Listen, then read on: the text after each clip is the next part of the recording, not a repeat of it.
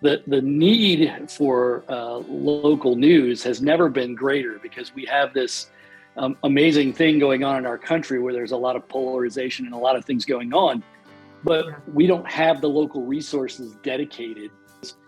I can preach to the hinterlands and to the mountains and the hills of Ross County of the need for workforce and the problems with workforce. If there's no depth of field to understand that issue, and there's no media source that's out there helping us to tell that story, it becomes a lot harder to sell it not only to our public and the people that, not only our members, but the general public.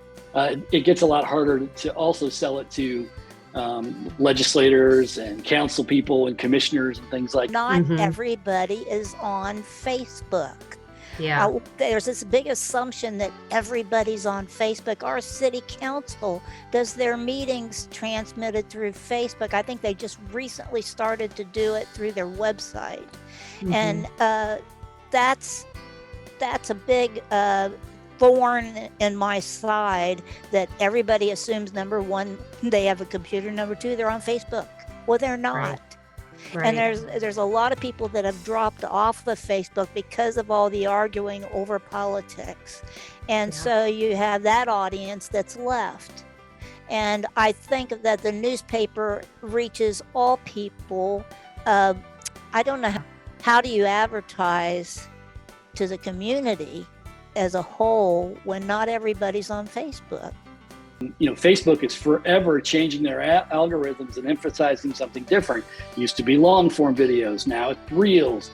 Stories are de-emphasized a little bit now. And so you got to know all that changing stuff to really know what engagement's going to be like in missions with people about things like AI and the way that's going to change business and the way it's going to change advertising.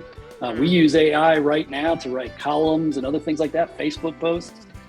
Because it's quick and easy. The time that it takes to create engagement is really, really tough, especially something that stands out from the crowd, right? So that time aspect, when you're trying to run your business, you're trying to find people, you're trying to market in some traditional ways too, because, let's face it, our community is a little older.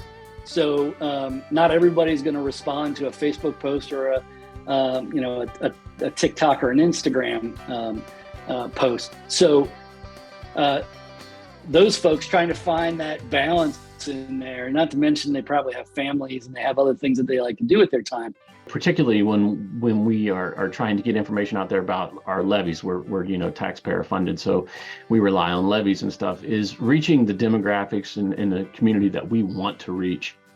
The different populations, because not everybody's on social media. So that's where, the older population, they still believed in the newsprint and things like that. So that was a resource for us that has gone away. A challenging thing is we're trying to get younger people involved in our organization. And that's this generation, or I don't know which generations it affects, several, come over and see what we have going on. It would change their mind, because it's very exciting and it has to do with them. I don't have no budget for marketing, so Facebook and those little magazines are my marketing. You have to focus on your baking side, taking care of the customers and posting at the same time. It's not easy, so I do what I can.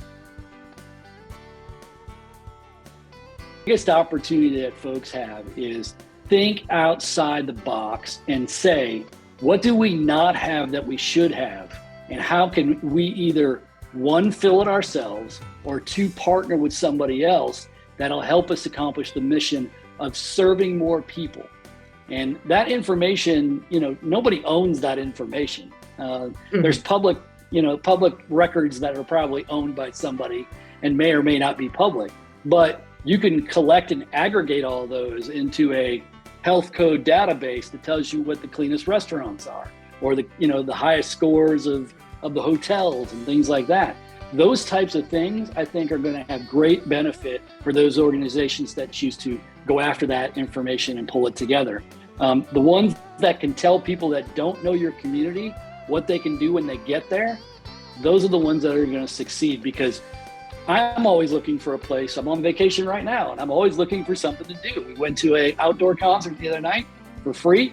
I never knew about it. I've been coming here for a decade, and I never knew about that. So, when you can aggregate that information, put it together, and give it to people in a format that they can digest very easily, you're going to win.